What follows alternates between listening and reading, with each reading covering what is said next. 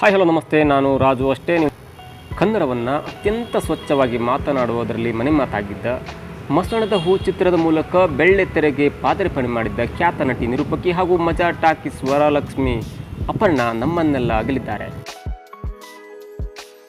57 ವರ್ಷದ ಕನ್ನಡದ ನಟಿ ಕಳೆದ 2 ವರ್ಷಗಳಿಂದ ಶ್ವಾಸಕೋಶದ ಕ್ಯಾನ್ಸರ್ನಿಂದ ಬಳಲಿ ಸೋತು ನಿಧನರಾಗಿದ್ದು, ಕನ್ನಡ ನಾಡಿಗೆ ತುಂಬಲಾರದ ನಷ್ಟ ಅಂತ ಅನೇಕರು ಶ್ರದ್ಧಾಂಜಲಿ ಅರ್ಪಣೆ ಮಾಡಿದ್ದಾರೆ. ಇನ್ನು ಅಪರ್ಣ ಸಾವಿನ ಹೊತ್ತಲ್ಲೇ ಅಪರ್ಣ ಅವರ ಜಾತಿಯ ವಿಷಯ ಕೂಡ ಮುನ್ನೆಲೆಗೆ ಬಂದಿದ್ದು, ರೇಣುಕಾ ಅವರು ಪೋಸ್ಟ್ ಮಾಡಿದ ಬರಹ ಈಗ ಬಹು ಚರ್ಚೆಗೆ ಕಾರಣವಾಗಿದೆ. ಹಾಗಾದರೆ ರೇಣುಕಾ ಸುರಭಿ ತಮ್ಮ ಪೋಸ್ಟ್ನಲ್ಲಿ ಏನೆಲ್ಲ ಬರೆದಿದ್ದಾರೆ ಅನ್ನೋದನ್ನು ನೋಡೋದಾದರೆ, ಅಪರ್ಣ ವಸ್ತಾರೆ ಒಂದೊಳ್ಳೆ ದನಿ ಇರುವ ಹೆಣ್ಮಗಳು, ಚಂದ ನಡೆಸ್ತಾರೆ ಕೂಡ, ಅದರಲ್ಲಿ ಎರಡನೇ ಮಾತೇ ಇಲ್ಲ. ಆದರೆ ನಮ್ಮ ದೇಶದ ಪ್ರತಿಯೊಂದು ಅಖಾಡಗಳು ಹೇಗೆ ಮೇಲ್ಜಾತಿಯ ಆಧಾರದ ಮೇಲೆ ಬುನಾದಿ ಹಾಕಲ್ಪಟ್ಟಿವೆ ಎಂದರೆ, ಅದು ಸಿನಿಮಾ, ಟಿವಿ ಮಾಧ್ಯಮಗಳಿಂದ ಹಿಡಿದು ದೇಶದ ಅತ್ಯುನ್ನತ ಹುದ್ದೆಯಾದ IAS IPS ವರೆಗೂ ದೈತ್ಯಾಕಾರವಾಗಿ ಹಬ್ಬಿ ವಿಸ್ತೃತ ಪ್ರಾಬಲ್ಯದ ಸಾಮ್ರಾಜ್ಯಶಾಹಿ ವ್ಯವಸ್ಥೆಗೆ ಗೂಟ ಹೊಡೆದುಕೊಂಡು ಕುಂತುಬಿಟ್ಟಿವೆ.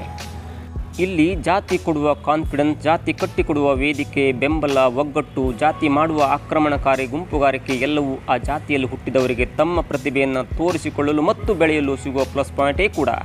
ಈ ಮೇಲ್ಜಾತಿ ಎಂಬ ಜಾಲ ಉಳಿದೆಲ್ಲ ತಳ ಜನಾಂಗಗಳು, ಸಮುದಾಯದಲ್ಲಿನ ಪ್ರತಿಭೆಗಳು ಉಸಿರುಗಟ್ಟಿ ಮೂಲೆ ಸೇರಿ ಪಿತಗರಿಯುವ ಹೆಣಗಳಾಗಿ ಮುದುಡುವಂತೆ ಮಾಡಿಟ್ಟಿರುವುದು ಮಾತ್ರ ಕಂಡರೂ ಕಾಣದಂತೆ ಕೂರುವ ಜಾಣ ಕುರುಡರಿಗೇನೂ ಕೊರತೆಯಿಲ್ಲ ನಮ್ಮಲ್ಲಿ.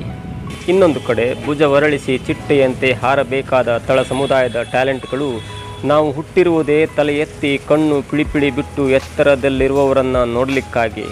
ನಮಗೆ ದನಿಯ ಹಕ್ಕಿಲ್ಲ, ನಮ್ಮ ಭುಜಗಳಿಗೆ ರೆಕ್ಕೆ ಪುಕ್ಕ ಚಿಗುರೊಡೆದಿಲ್ಲ, ನಮ್ಮ ಕಾಲುಗಳು ಸಂಕೋಲೆಯಲ್ಲೇ ಹುಟ್ಟಿ ಸಂಕೋಲೆಯಲ್ಲೇ ಬದುಕಿ ಸಂಕೋಲೆಯಲ್ಲೇ ಸಾವನ್ನಪ್ಪಲು ಮಾತ್ರ ಲಾಯಕ್ಕು ಎನ್ನುವ ಮನಸ್ಥಿತಿಯನ್ನು ಬೇಷರತ್ ಸಂಪ್ರದಾಯವನ್ನಾಗಿಸಿಕೊಂಡಿವೆ.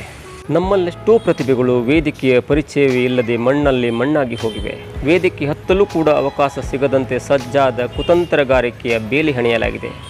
ಐರನಿ ಬಟ್ ಟ್ರೂ, ಅಪ್ಪರ್ ಕಾಸ್ಟ್ಗಳಲ್ಲಿರುವ ಒಗ್ಗಟ್ಟು, ತಳ ಸಮುದಾಯದಲ್ಲಿರುವ ಒಡಕು ಕೂಡ ತಳ ಸಮುದಾಯದ ಪ್ರತಿಭೆಗಳು ಮುದುಡಿ ಬಾಡಿ ಹೋಗುವಲ್ಲಿ ನೇರವಾಗಿ ಪಾಲುದಾರರಾಗಿದ್ದಾರೆ. ಕೋಲಾರದ ಬೆಲ್ಟಿಗೆ ಭೇಟಿ ನೀಡಿದರೆ ಅಲ್ಲಿ ಕೂಲಿ ಮಾಡುವ ಹೆಣ್ಮಕ್ಕಳಿಂದ ಹಿಡಿದು ತರಕಾರಿ ಮಾರುವವರು, ಸಣ್ಣ ಪುಟ್ಟ ಗುಡಿ ಕೈಗಾರಿಕೆ ಮಾಡುವವರು, ಮನೆ ಕೆಲಸದವರು, ಸರ್ಕಾರಿ ಶಾಲೆಯ ಮಕ್ಕಳಿಂದ ಹಿಡಿದು ರಂಗಭೂಮಿಯಲ್ಲಿ ತೊಡಗಿಸಿಕೊಂಡವರನ್ನು ಒಮ್ಮೆ ಮಾತನಾಡಿಸಿ ನೋಡಿ.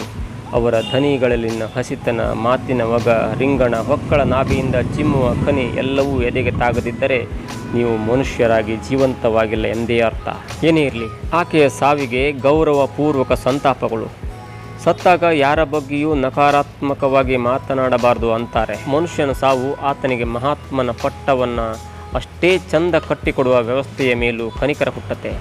ಬರೆಯಬಾರದು ಎಂದು ಹಲ್ಲು ಮುಡಿ ಕಚ್ಚಿ ಕೂರುವಾಗಲೆಲ್ಲ ಕುಳಿತು ಎದ್ದು ಹೋದವರ ಸಾಲಿನಲ್ಲಿ ನಾಳೆ ನಮ್ಮ ಸರದಿ ಎಂಬ ಎಚ್ಚರಿಕೆಯ ಗಂಟೆ ತಲೆ ಮೇಲೆ ಮೊಟಕುತ್ತಲೇ ಇರುತ್ತೆ. ನಿರೂಪಕಿ ಅಪರ್ಣ ವಸ್ತಾರೆಯವರ ನಿಧನದ ನಂತರ ರೇಣುಕಾ ಸುರಭಿಯವರು ತಮ್ಮ ಫೇಸ್ಬುಕ್ ಪೋಸ್ಟ್ನಲ್ಲಿ ಹೀಗೆ ಬರೆದುಕೊಂಡಿದ್ದು ಅನೇಕ ಚರ್ಚೆಗಳನ್ನು ಹುಟ್ಟುಹಾಕಿದೆ. ಈ ಚರ್ಚೆ ಮುಂದೆ ಎಲ್ಲಿ ಹೋಗಿ ನಿಲ್ಲುತ್ತೆ ಅನ್ನೋದನ್ನು ಕಾದು ನೋಡಬೇಕು.